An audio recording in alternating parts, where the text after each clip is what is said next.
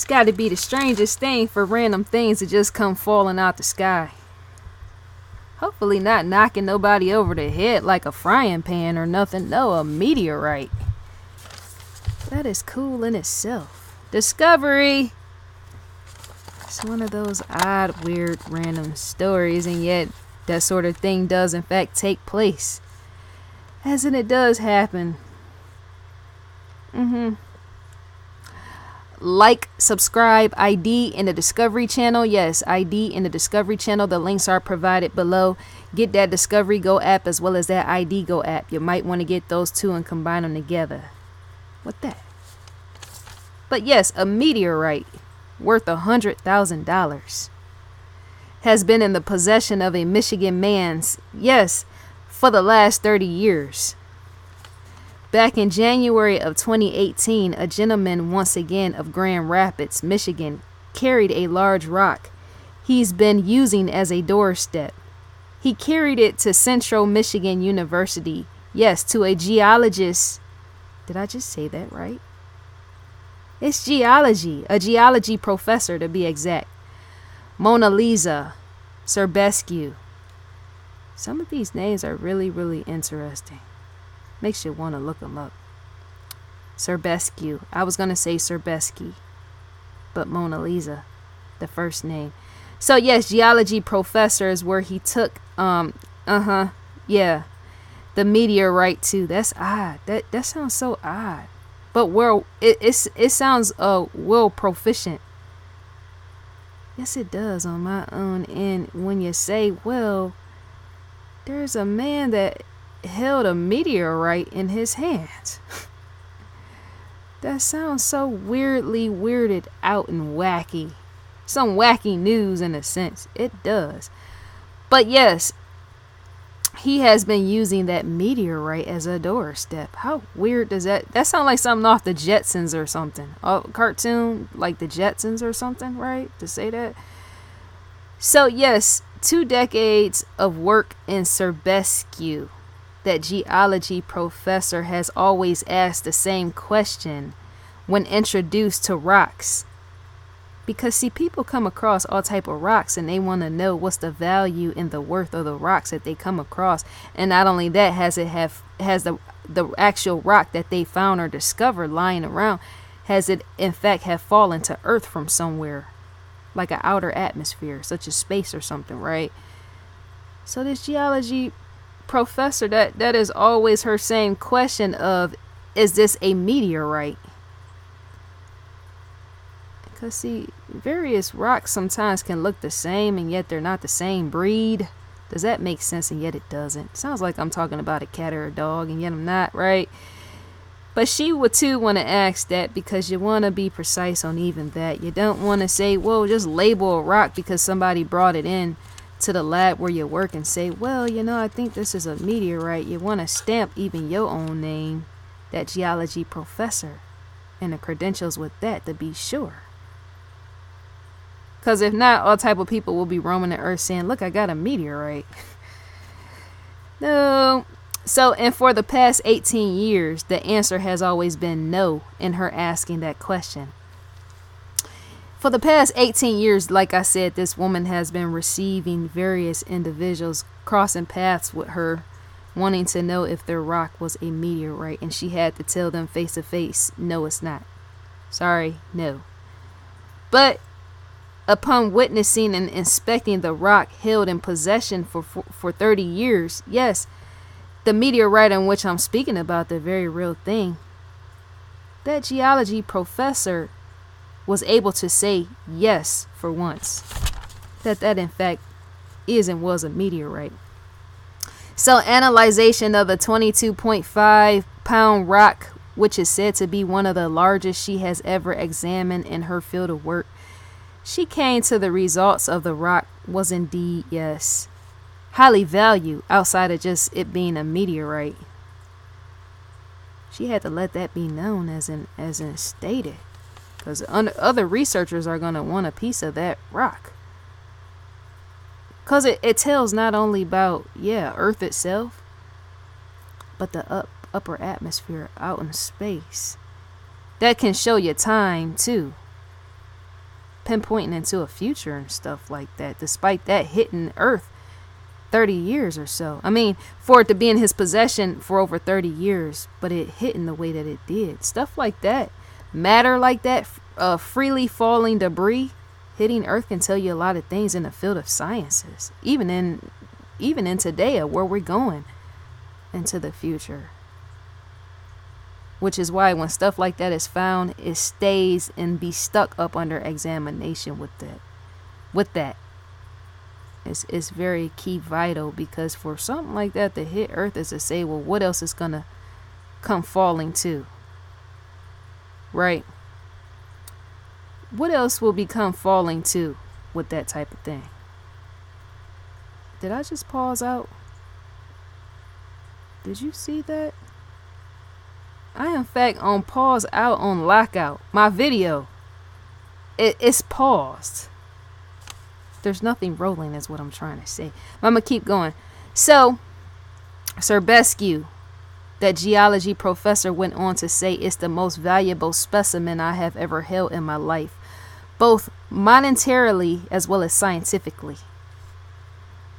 David is the individual that had this rock in his possession. David Mazurek is his name. He's the owner of the rock, who inherited back in 1988 from a farmland owner. He in fact inherited that meteorite, yes, from a farmland owner who previously owned the premises.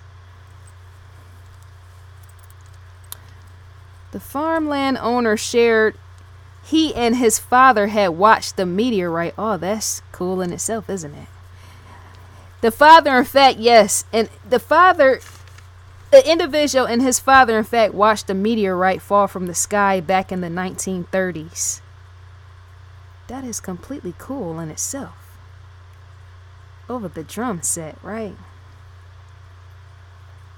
That's completely cool, right? And so I'm saying, because to be standing there and be like, well, let's peer into the sky, or maybe not, right? Do meteorites, in fact, make noise, as in a sound effect, as in you knowing and hearing that they're coming on the way? I'll allow you, the viewer, to tell me that sort of thing, as in look it up and bring the information back to me. That's a fun gun, and yet not one is here. Not one is sitting here. Yet the signs are telling us to say, well, what was those two individuals doing in their free time, or possibly could be on the way to work or something like that, when they just were paused on lockout, like lockout, how my screen is, watching this meteorite come crashing into Earth. Because I'm so visually oriented, I can see how is a individual and his father sitting there or standing there as a meteorite is making its way into crashing right into Earth, and then is later on used as a door stopper, or right at the doorstep. That is off the hook. Back in the 1930s. So when it comes to the farmland owner stating all this about what happened and them watching it crash into Earth, that meteorite, right? He shared with David Mazurek, the guy that now owns the meteorite, that farmland owner told him it made a heck of a noise when it hit. Imagine that. It made a heck of a noise when it hit. That's almost the thing I get to thinking about, is a spaceship crashing into Earth. That is interesting in itself. I don't know if I ever would want to see a meteorite crashing in while I'm standing there. I just don't know. Because you're going to feel the impact and the weight of vibration along with that. And possibly the air with that. The air movement and all that's where vibrations, in fact, are within. You got air pockets and all the rest with that when, falling objects fall through. I was going to say fall through space, fall from space, right? It's to say, the vibration. You're going to hear and feel with that. That's intriguing in itself. That's completely scientific over the proof. So, yes, Edmore, Michigan. 50 years after the meteorite hit land, the farmland owner expressed to David Meteorite, the one that is the keeper of the rock, and today that farmland owner expressed to David Meteorite that he could keep the rock, as in he allowed that individual, yes, the one that owns it today, that farmland owner allowed him to keep it. People back then had a different mindset than they do today. Most people nowadays is all about money. Hell, they even was back then, but I don't think to this severity. Because to say that a culture has advanced in technology is to say there's enough money more so to be made there, right? Which means you got money, honey. What is it? Not money, honey. Money hungry grubbers. Money grubbers.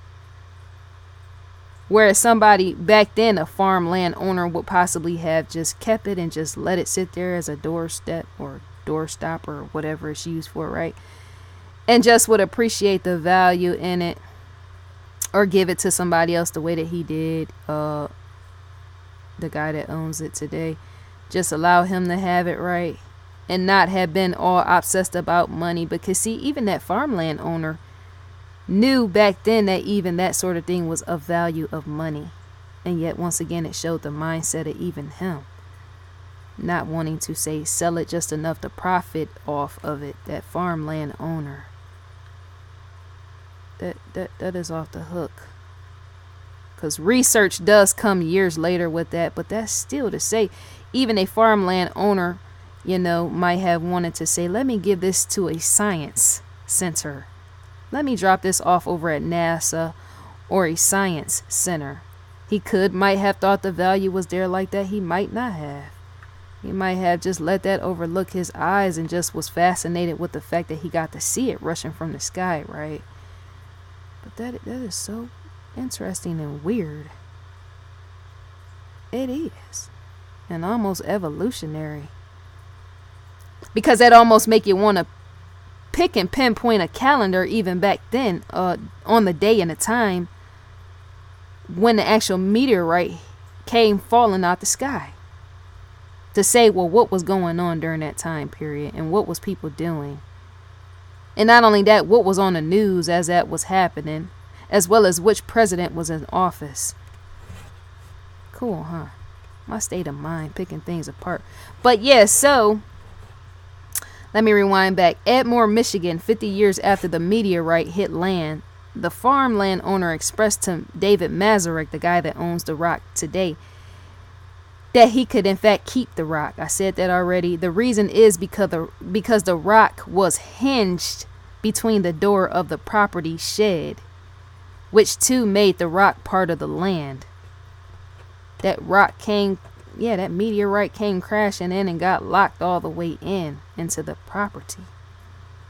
Hinged right between the door of the property shed, yes, which made the rock part of the land. That just has to be right.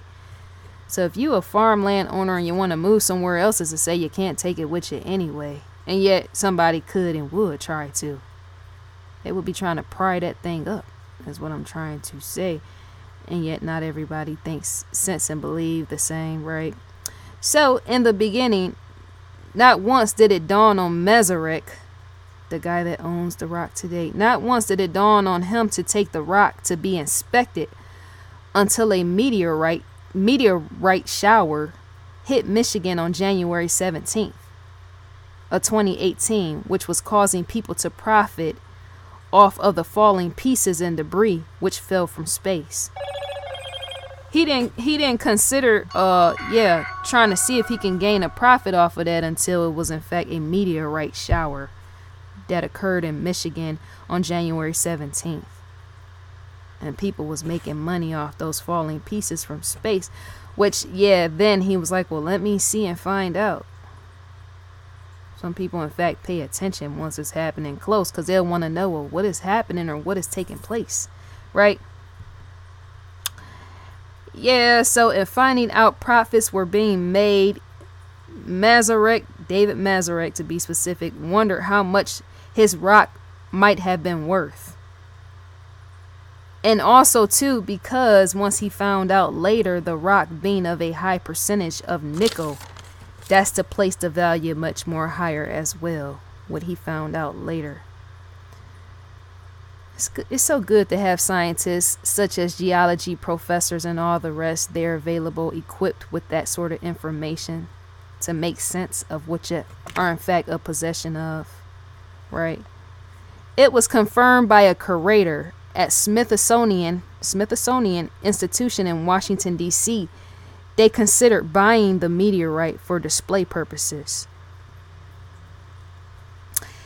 Rare elements of the meteorite, yes, were in fact discovered at UCLA in Los Angeles. They said those rare elements will increase the value of the rock. And that pinpoints back to me saying about it being made of more nickel more than anything, right? That is off the hook. So David Meteorite, right now in 2018, after all this has occurred, he's completely indecisive on what to do with the meteorite, but said he would give around 10% of profit over to CMU Earth and Atmospheric Science program for students, funding purposes. Did you get what I said? The man is willing to share despite what happened. He doesn't really know what to do with this meteorite at hand, but said he would in fact give around 10% of the profit over to CMU Earth and Atmospheric Science program for student funding purposes. To give back is to do that sort of thing. That's always needed. It is. That is so truthful. What is going on with me pausing on the lockout? See that? I should have did that before. Something is going on with my screen. It could in fact be a ghost. Did you see me on pause lockout? But yeah, the sciences are very real, right? And I spoke and I said how people oftentimes don't like or are highly unafraid of scientists or the sciences. People sometimes that worship in the biblical form, they don't like that sort of thing. They feel like the sciences are playing God. I said that in like 10 videos of mine, and yet scientists help you. They in fact sometimes impose danger to experiment too much, as to say, right? But sometimes they in fact feed your life and your world by helping to prevent cancer and loss, death and devastation with that. It helps to rever the scientists at some time, and not always down talk them and bash them, because you never know when you might in fact need them in your life. You could in fact be hating on a scientist and one day be diagnosed with cancer and be forced to reach out to those sort of people. That's in fact a fact. So recommended for you. Shouts out to Paula. Descriptions are, yes, in relation to each video, right? Add to favorites. Evil lives here. Fatal vows. Shouts out to Lieutenant Joe Kenda. Yeah. With that sort of thing. That's my dude. Homicide Hunter. American Monster. Yes, True Nightmares, Tales of Evil. Click on this too to add to favorites, whichever one you love to see. You can add to your favorites. Unlocked episodes. What Lies Beneath, Season 1, Episode 5.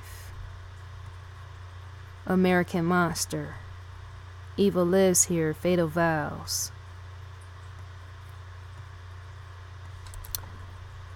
What is on right now? You can go up here and see. Live now, Evil Lives Here, Thicker Than Blood. The ID logo stands at the far left corner. On last night, Twisted Sisters, Season 1, Episode 6. To get into this is to click here to be, yes, given allowance with that to access. Click the key. It's going to ask for your provider to gain access to that sort of thing, and you would in fact be able to, yes, see with that. Unlock series. Stalking and all the rest with that. Someone's watching. Who the bleep did I marry? Wise with Knives. That's like my Angelina Jolie joke. That's my joke for her. ID Go original series. So all type of shows back to back. Schedule preview. Support the Save the Children's Hurricane efforts. Donate here. To do so is to click right here to donate. Crime Feed News. You can click right within here. Bill Cosby's face or right here would in fact take you to the crime feed. Yes, Crime Feed News on the outside. Crimefeed.com is where the location will in fact, yes, you will be led to by clicking there. To receive a newsletter is in fact type in your email address and click next with that. I think that's all to be said for now. What would you do if you saw a meteorite crashing into land? Would you run and scatter? I'm just asking a question. That's a very interesting, high intellectual question, as in its octane. It needs to be asked. Because not too many people sit back and ask these sort of things in their free time, or even during their work time, or all the rest, or even while they at church. In the center of the congregation, while they know they ain't paying attention in the first place, chill back listening to the minister preaching. That's to ask that sort of question. What would you do if a meteorite came crashing in, or possibly came crashing in the center of your living room, right through the roof of your home, and caved through right through the floor and hit the basement, unannounced? What would you do? Leave me a comment in the comments section. Much love to you, dear viewer. May you enjoy your day. Yeah, with that. And I'm gone. Announced as well as unannounced.